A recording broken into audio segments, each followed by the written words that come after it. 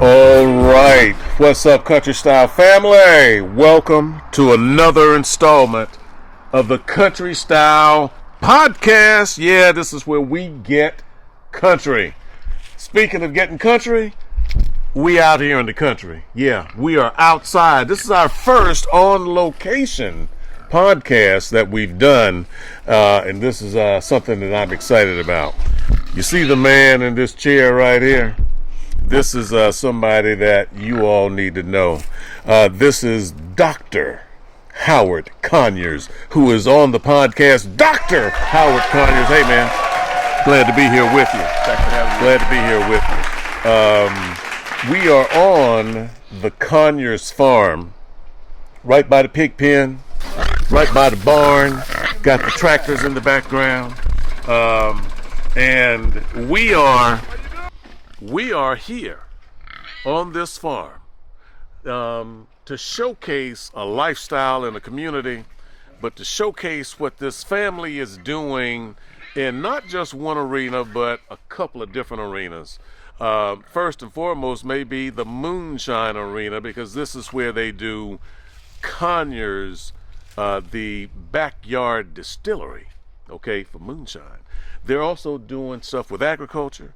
And they're also, hey, these guys know stuff about a hog on the grill too, the pit masters too. So, let me start with you, brother. By way of background, you not only are a farmer from here in Paxville, South Carolina, but you are what they used to call back in the day a learned man.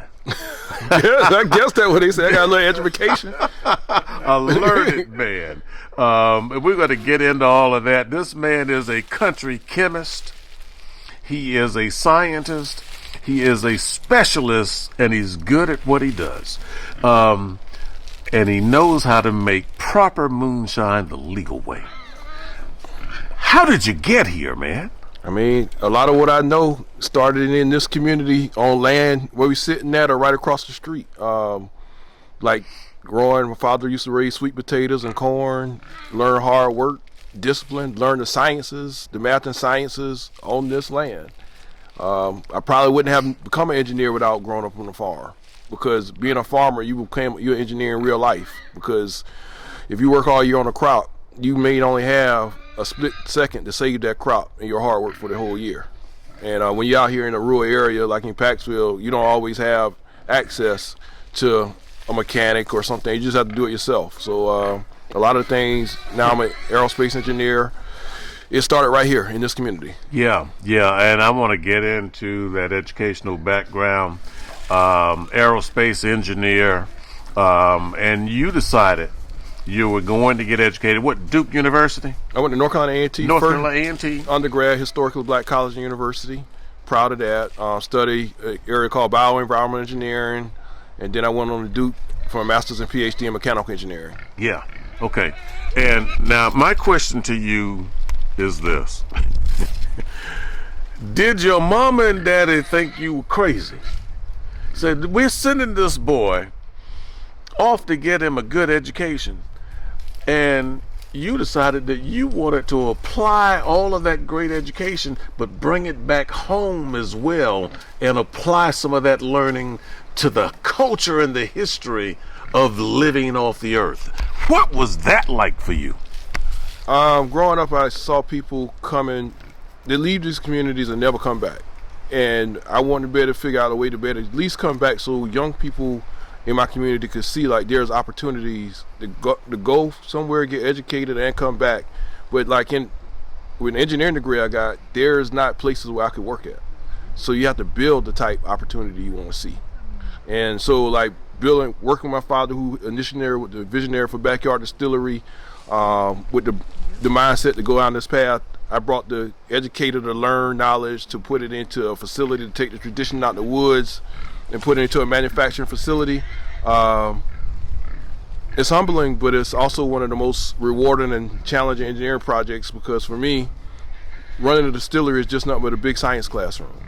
Well, you ended up in Louisiana, down around New Orleans. I know that area is very, very near and dear to your heart, and you were working down there, and you learned a few things about that. They know a little thing or two about some food down there as well. What was that like for you?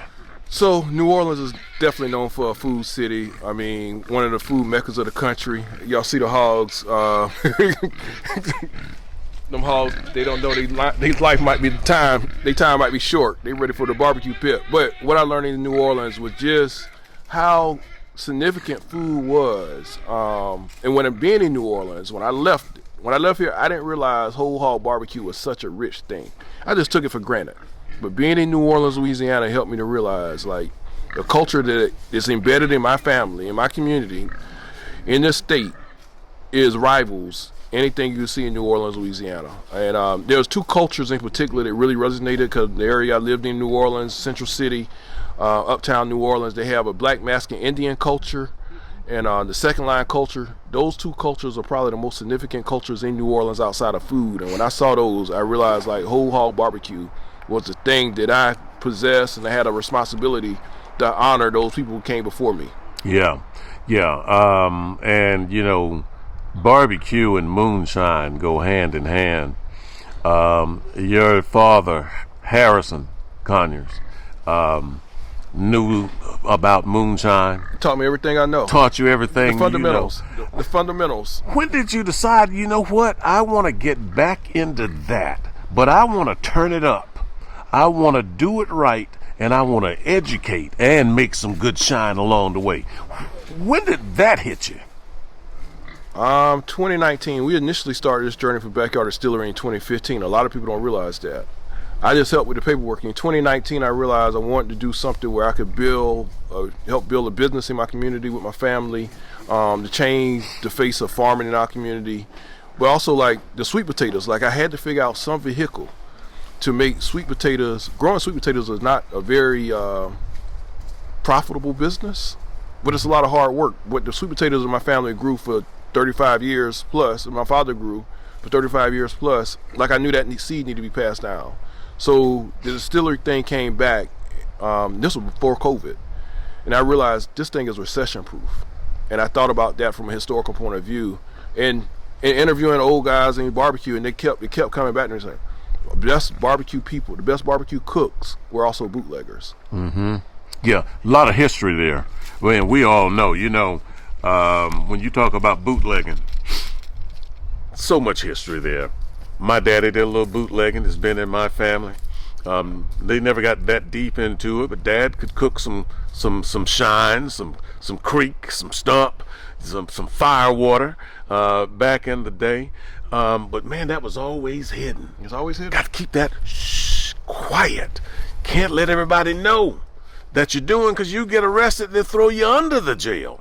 Okay, so it was hard to find somebody who could come on and talk about this, who weren't afraid that they would be busted. What you did was brought it into the light, made it legitimized, made it legal for what you're doing. What was that like? Man, building a distillery and making it legal was hard. And when you build something based on a tradition that's in the woods, it's no manuals, it's no universities, it's no textbooks. Everything you got is oral history and hands down practical exercises. So you going from a legal world, from a woods where you didn't need no paperwork, to actually having something, you got all this paperwork. It was hard. But I think what prepared me for that is just my life experiences once I left Clarendon County, and going to become a learned person, an educated person, and also working professionally in engineering. Like, paperwork was not a thing for me. It's like, okay, this is what this is, let's do it. But I always loved math and science from a little kid. From 4 to 5 years old, I always loved math and science. Yeah, Yeah, and you're applying that now in a major way as, hey, I love saying it, the country chemist. The country you know, chemist. hey, you know what? Moonshine has its own flavor to it, its own, history, as we talked about. But there are a lot of people who are still afraid of moonshine. It's like you say, hey, would you like some moonshine? They go, oh, I want that stuff. Like it's a bad word to talk about it. How do you pull the blinds back off of that and let them know it's not that bad when you do it right? It's not going to blow you away like you're drinking some kerosene or something. Let's peel the mystique back off of that, man. It's going to take a whole lot of education. And I have built a lot of my work on education, whether around barbecue. And so it's going to take education and building a level of trust. If you trust me as an individual, you will trust the product. But I will say this: a lot of guys in the past, when you get a product in a clear jug, you don't know what you get and who the manufacturer of it. I got to stand, or how strong it's going to be, So I have to stand behind the product that's in that jug, and so it's going to take a whole lot of education. We talked but once before about knowing not only your bootlegger but what's in the barrel. Okay, can you explain that? What's in the barrel? When we were talking about some barrels aren't pure, maybe a dirty barrel, and bootleggers in the past, back in the day, were basically making ends meet, using whatever they could find.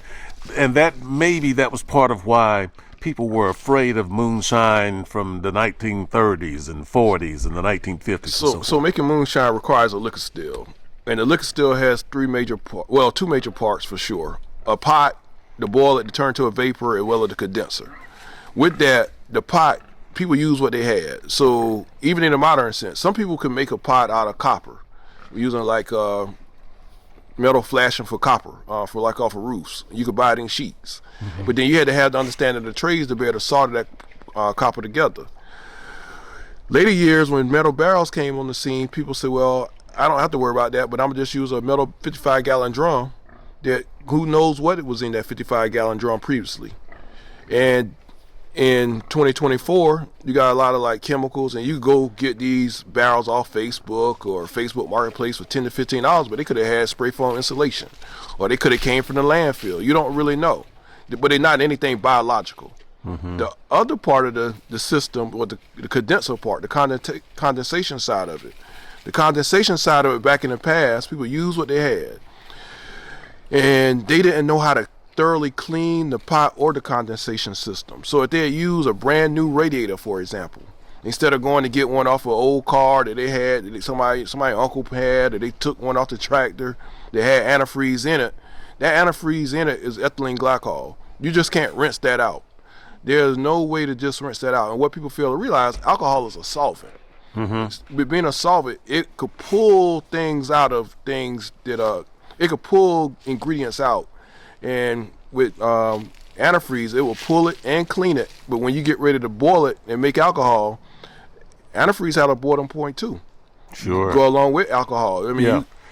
And it's so funny. We're talking about moonshine, but if you were talking about moonshine of how people were doing it back in the woods all those years ago, sometimes you didn't quite know what you were getting, what you were drinking, and to keep it real, you might get some stuff that could kill you. But that was a long time ago. I don't know. I can't tell you enough about the moonshine industry right now to know if people still do that. We don't know. But what I'm telling you is that you got to know your bootlegger. You got to know where that product is coming from, correct? You got to know that. And one thing I would say, Art, I think you like to travel a lot internationally. When people say something about moonshine internationally, be sure you know where your stuff is coming from, because people like to cut it, and when they start cutting it, you're not sure what they're cutting it with. Yeah, and then when you're talking about cutting it, you're talking about diluting it, because moonshine can be super strong if it's not regulated and proofed right, and so people would mix it or cut it with water or cut it with whatever knows Wood ethanol, what they're cutting it or with. wood alcohol, something that's very poisonous. They give you the burn, but it doesn't give you they fake the burn by giving you something poisonous, and you don't know what it is, and that thing could kill you. Yeah, well, let's not talk about that anymore, because again, those are extreme cases. I just wanted to put it out there Okay. so that they know. But you went through the process of legalizing and putting this on the map, registering it, and so forth and so on. And I want to talk about that. So what we're going to do here, we're going to take a break. Gonna take a break here, and when we come back, see what I've got in my hand here? This is Doc Conyers Shine, where we are on the Conyers Ranch right now, the farm. We're going to talk about how that moonshine came out the field, out the creek, out the woods, into a proper jug. Okay? This is the Country Style Podcast, and we'll be right back on the Conyers farm after this.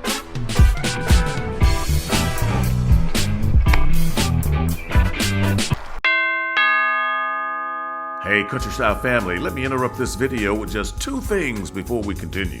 First, we've updated our Country Style merchandise with all new designs that you're just gonna love. Now, while you're out there doing your holiday shopping, don't forget, get your loved one something special, a great Country Style gift, and I'm sure they'd love it. Now, if you're shopping on your phone, go to countrystylestore.myshopify.com. Then click on those three lines on the top left of your phone, and then select Catalog to shop. Now, if you're shopping on your computer or your tablet, just go to countrystylestore.myshopify.com and then just click Catalog. It's as simple as that. Hope you see something you like. Oh, and that second thing, how about subscribe to the channel? Just click wherever you see it on your phone, your tablet, or your TV. Sure would appreciate it. All right, now, back to the show. Yeah, welcome back. You are watching, you're listening to the Country Style Podcast on location here in Paxville, South Carolina on the Conyers farm. I'm here with Dr. Howard Coy. Listen to me. Dr. Howard Conyers. We sampled some moonshine while y'all was away. I wasn't supposed to tell y'all that. But anyway, this man is a chemist. He's an engineer. He is a doctor, PhD. So this man knows what he's talking about when he's talking about the moonshine process. And man, you know what we didn't do, Doc? What we didn't do?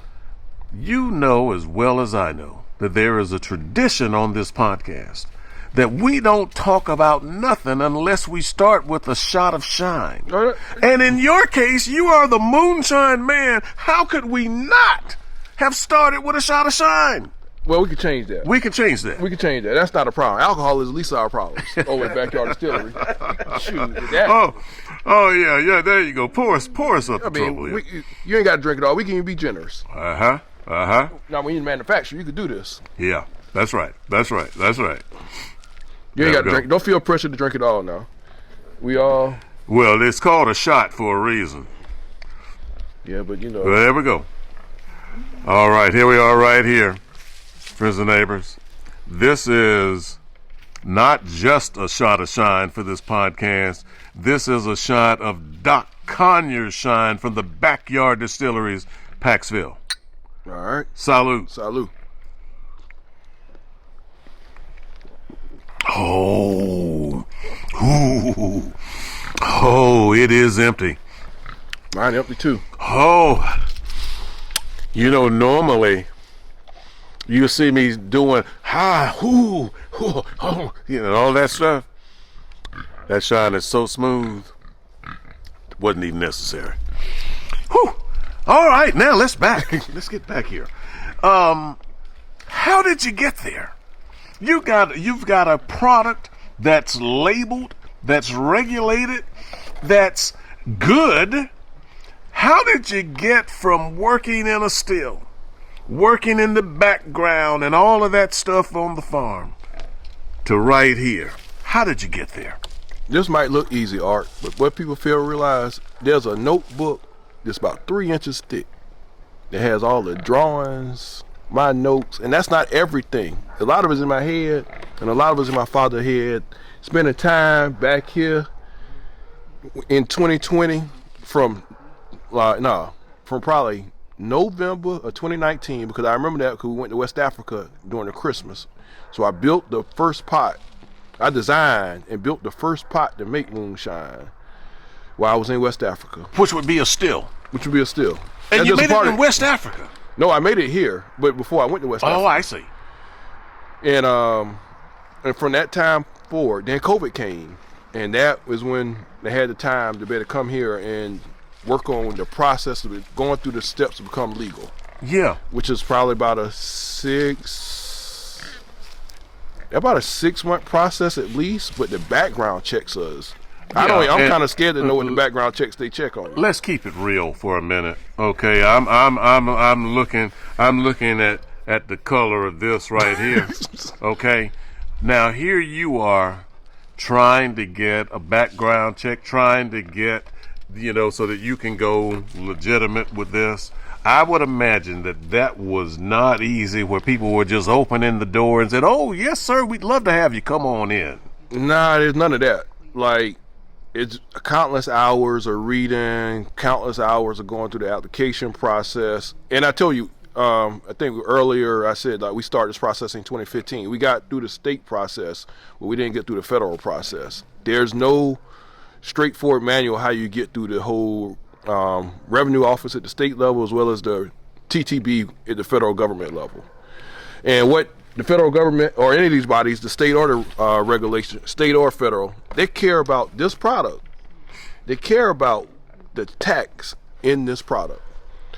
They know on this particular thing, there's a certain amount of excise tax that's in this product at the state and federal level. When we manufacture this product at the federal level, our tax bill starts. So they want to make sure you're a good taxpayer. If you don't pay taxes, I don't think you get a license. I don't know what they check in our background, because I'm pretty sure they check your tax returns to see if you are a good tax filer, see if you do them yearly. I'm pretty sure they probably take your credit. They check your criminal background. You got to do a criminal background check.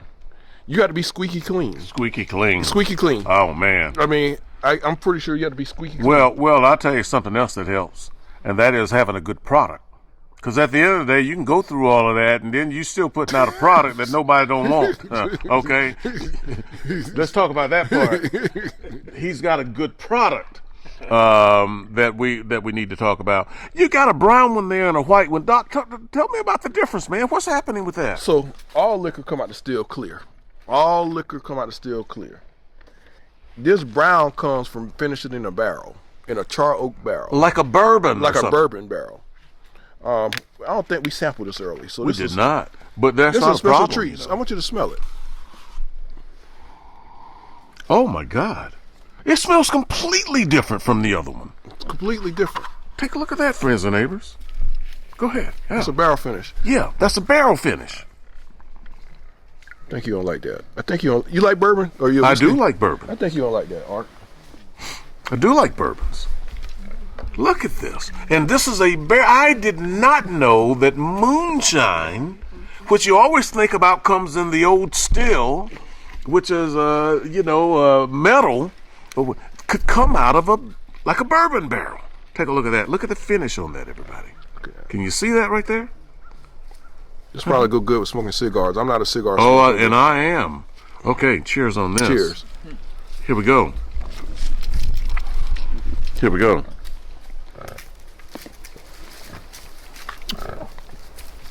I put my. Oh, that's very nice. I hope y'all don't think I'm an alcoholic. No. I hope you don't think I'm one either. That is very, very nice. What's the difference in the process besides the barrel? Do you cook it longer? No. What's going on? When it comes out the still, we blend it. Then when we get ready to store it, we store it in a barrel. And that's where the color and the magic happens, the barrel chemistry. But we start with our base corn liquor product, and we put it in a char oak barrel and let it sit for at least 6 months. At least 6 months. Maybe 12 months, but at least the aging process. The aging process. And what's happening during that? It's finished cooking, but what's making it get better with time? It's just like when you char something, you got sugars. You got something called a Maillard reaction, and basically the caramelization from the oak and the alcohol is going in and out the oak wood, and it's picking up those notes. Ooh, that's good. Yeah. I'm sorry, I was still drinking on this and not being attentive. Again, you went through that process. People want to know how they can find it. They want to know what it tastes like and all of that.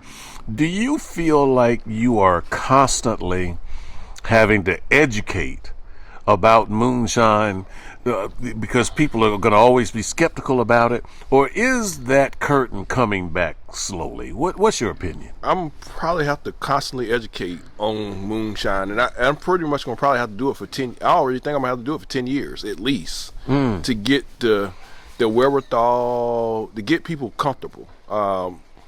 Like some of the major tequila brands have like a academy.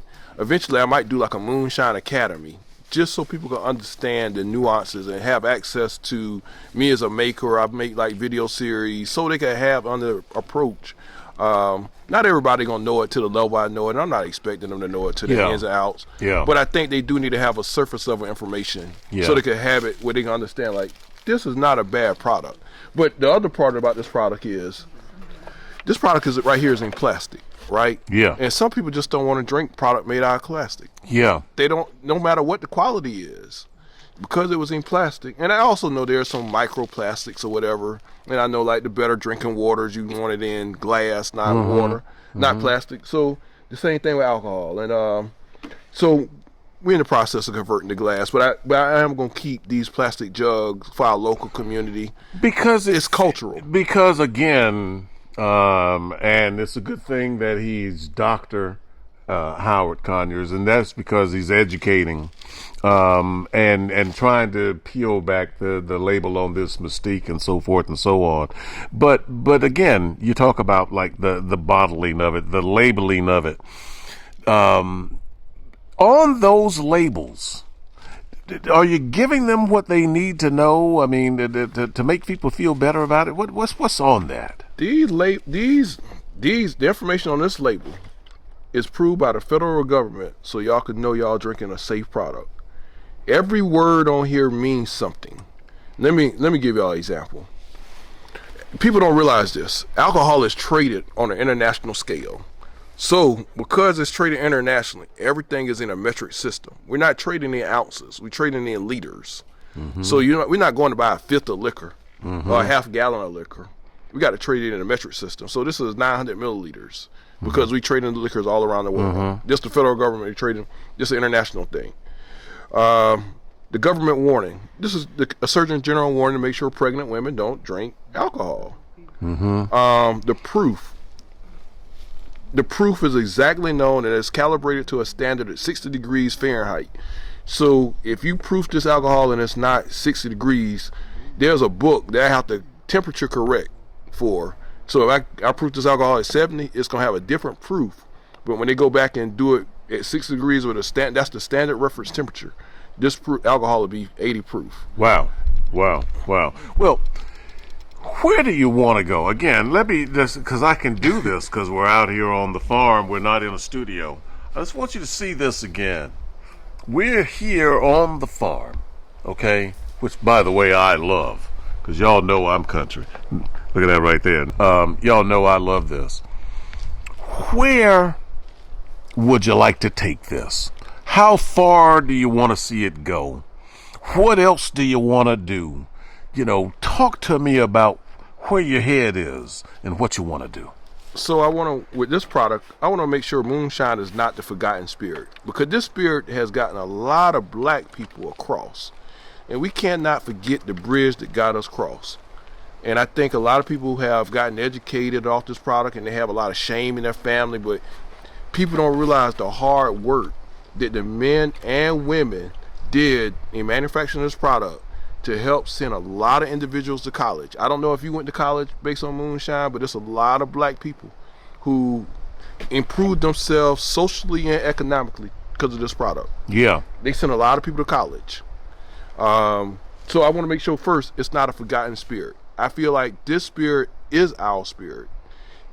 People want to drink tequilas and bourbon and all that's fine and dandy. And bourbon's very popular. I mean, you've gotten some accolades. I'll say this: I've done some research on this brother right here, and you've gotten some accolades, some awards for people who are in the culture and understand what he's doing, appreciate what he's doing, and that's good. You know, awards and accolades are one thing, but I would imagine that that's not what you're in the game for. You're in the game for the long haul, for the education part of it too. I'm for the long haul for the education, but also the awards are cool because if the platform makes sense. Like here recently, I was mentioning Imbibe is a magazine, 75 people to watch in 2025, the spirits industry. So they picked 75 people across the country, maybe the world, for innovative things they're doing in the industry. And those recognitions, while I don't personally like them that much, it allows me to honor the people who came before me who didn't get any recognition, who was in these woods or who was making liquor in their hog pen or in their swamps, right? So like if I could get recognition and I'm on a platform to say like this is where this tradition come from, that is a bigger award to me than just people know who Dr. Howard Conyers is. Yeah, I got you. I got to go over one other thing with you here as we get closer to ending this podcast here. Flavored moonshines. Let me tell you, there's just about any flavor you can think of, from apple pie to lemonade to blueberry to strawberry to mango to grape, you name it. Everybody's putting flavors and calling it moonshine. I'm not so sure that it's all moonshine, though. What's your take on flavored moonshines?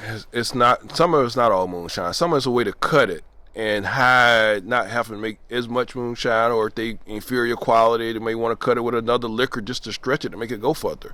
But also they can add sugar and they could cover up some defects. And what I mean by defects, if you scorch some moonshine, nobody want to drink scorched liquor. Well, a guy told me years ago, he said like, he was a guy who used to grind corn for as a kid. But he said like nobody want to drink scorched liquor.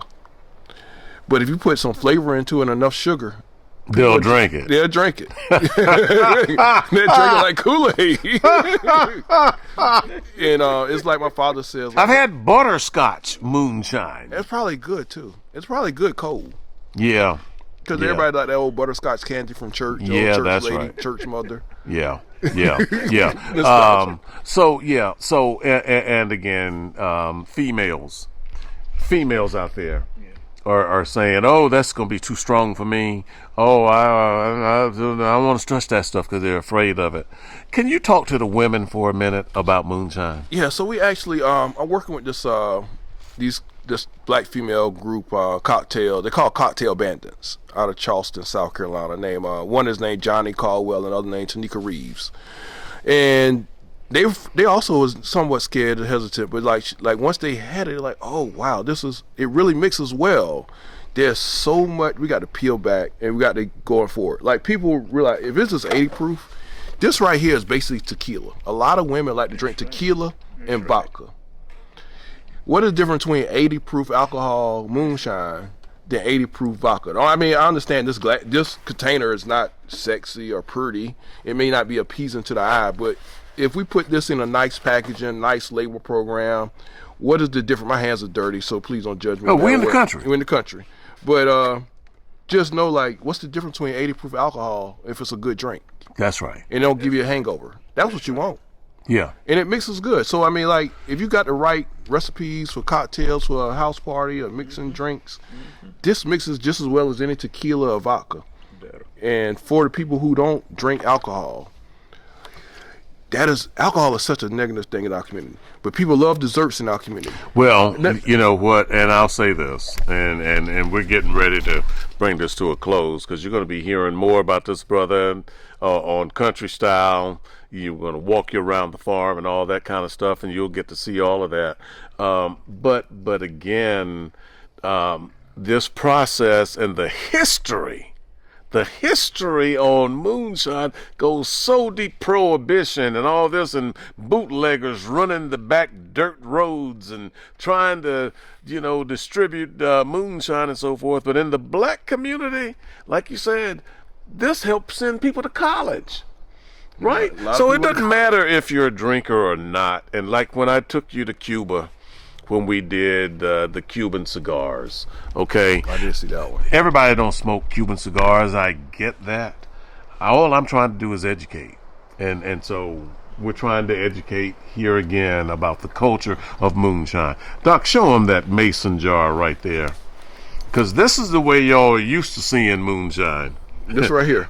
Somebody sell you some shine in a mason jar or in a milk jug, but he's taking that out of the game and putting a label on a product and making it real.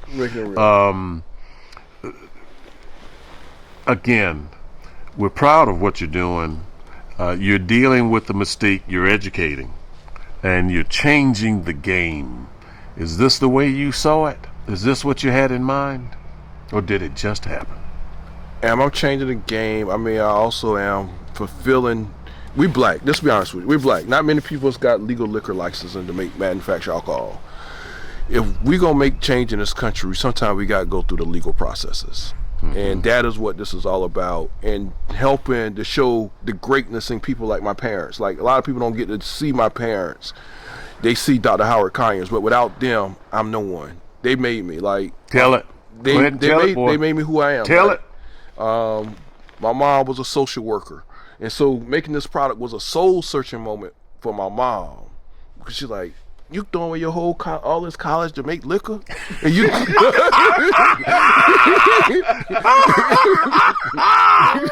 make liquor, to make stuff on liquor. Yeah. But not realizing there's so much science in it, right? And then like people like my father who worked in the trades, who didn't have the opportunity to go to college.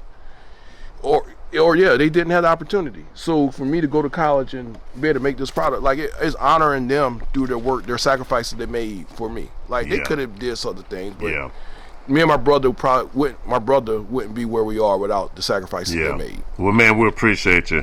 Like I said, you're gonna see more from this brother on Country Style. We got an episode dedicated to this, where we're going to walk you around the farm and show you stuff, but this podcast is where we could do a deeper dive into the process and the history of all of this, and man, let me just tell you, I'm proud of you.